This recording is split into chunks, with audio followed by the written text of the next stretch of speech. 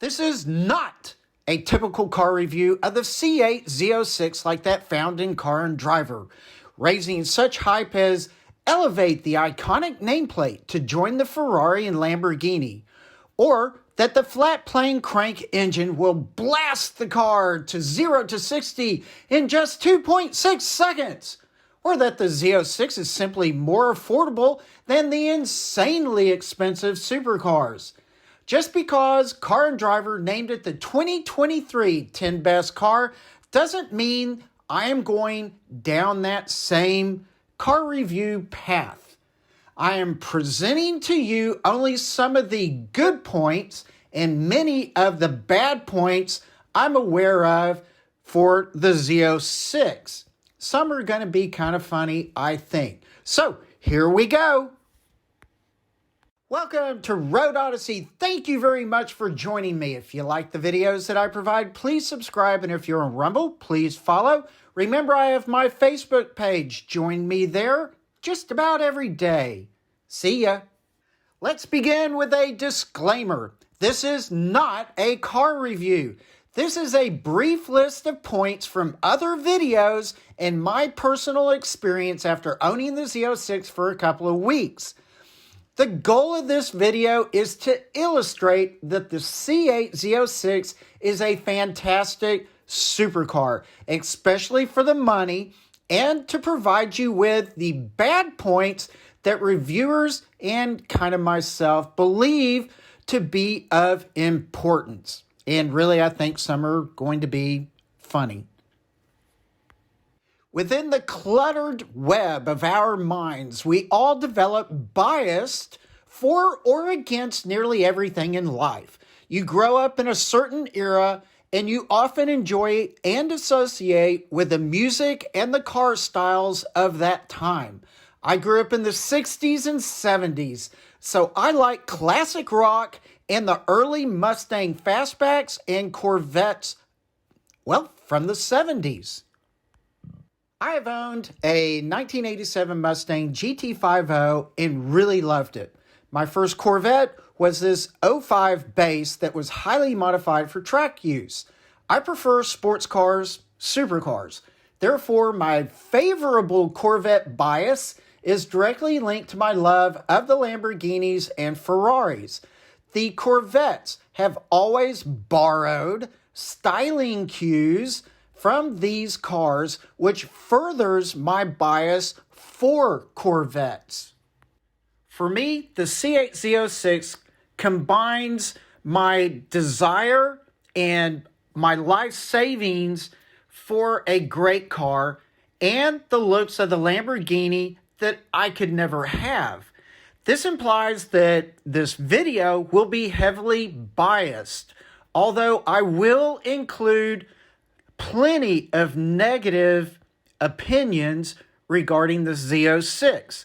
A huge amount of the positive points for the C8 Z06 can be found virtually everywhere, with all of these great reviews from practically everyone, including those that I point out in this video.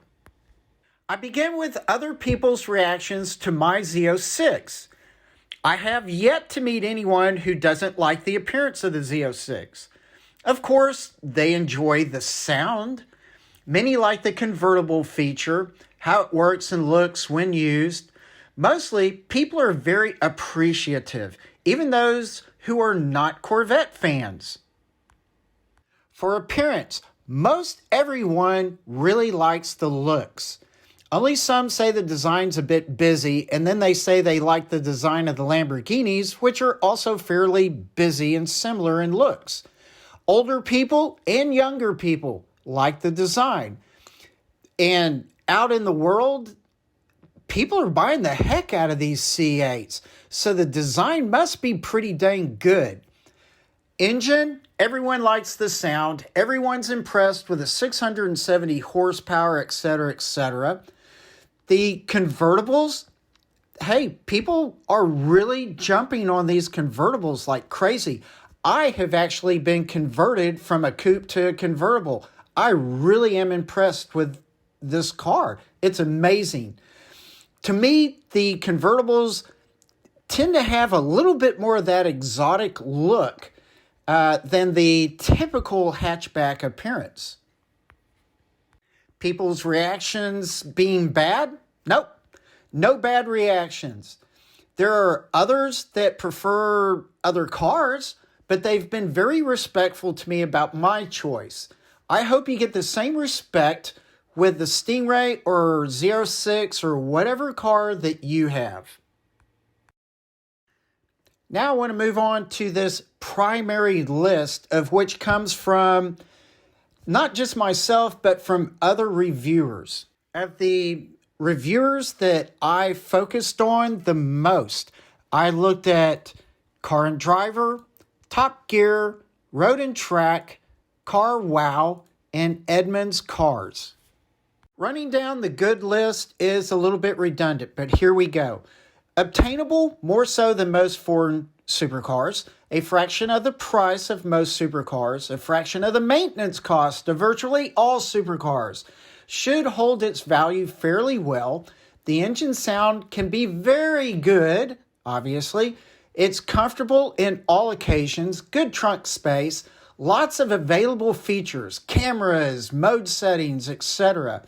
The carbon brakes, great cooling system, easy to drive at virtually any speed. And these speeds and turnings are fantastic. Bonus good stuff, visibility is very good, especially when you learn how to properly set up your side view mirrors. Maintenance is easy. Most of us can do the oil change ourselves. And the transmission filter change is also very easy. There's lots of trim levels and options for a wide range of personalization. So there you are, a very handy list of good things about this Z06. All right, here we go with negativity. So bad stuff to be expected is typical supercar cost, like your gas. It's not great gas mileage. The tires, be prepared to spend a massive amount of money on tires until maybe you switch off to Pilot 4S or something like that. You'll get a lot more wear and tear out of those. So yeah, typical supercar costs. Now here's some important bad aspects if you're really picky and perhaps if you go tracking your Z06. So steering feels numb, although accurate and something you can adapt to. And I kind of agree with this a little bit after driving the Stingray so much quickly in different situations. The brakes can feel vague, soft, or sluggish. You need to gain experience with them and actually letting them warm up a little bit before pushing them to the limits. And here again, I agree with that to some degree. Allow the brakes to warm up, period. Rear trunk gets hot. I've mentioned this before, so be careful what you put in the rear trunk. The car is very quiet when in tour mode. Now, I personally really like that. Now, when you step on it or go into sport mode, it wakes up. And if you're going to be in track mode, hey, it's a beast. You will hear it very well. Now, for the stupid stuff that I had on my list, let's actually show Matt Watson from Car Wow. $100,000 Z06. This is too expensive. Really? It's a supercar, a budget supercar, an excellent supercar for $100,000. Really about 120 to 160. But it's a great price for a supercar. And that you had to literally wait for the car to warm up before you can rev it. Oh, you mean you can't just haul into the car, start it up, and just begin revving it? You need to let it warm up first? Gee whiz, who would have thought about that? He also complained about the brakes. Yes, he said the brakes were no good. Basically, you just had to really romp on them, whatever. He just didn't like the brakes. He didn't like the tires, run flats. He thought they were stupid. Hard to get them changed out, blah, blah, blah. So, yeah, okay, whatever. The targa top was very, very difficult to take off the car and put into the trunk. Well, you know what? It is such a poor design that Corvette has had since, God, before 2000? You know, it's been around for 25 years or so. I don't really hear anybody complaining about targa tops except this guy. And hey, this is a good one. The doors are too big. Nothing to say about that, but that's silly. And you know what? With the targa top off, it messes up his hair. You poor little baby. Hey, you want to insult the C8 Z06 further? Just watch Top Gear. This guy does nothing but tell you that, well, the styling is for an infant, basically. Somebody who's just beginning to enter the world of supercars. Yeah, insulting. And then he goes on to say, oh, well, the convertible is totally flawed because you can't see the engine. Really? Tell that to Lamborghini and McLaren owners or anybody else. That is stupid.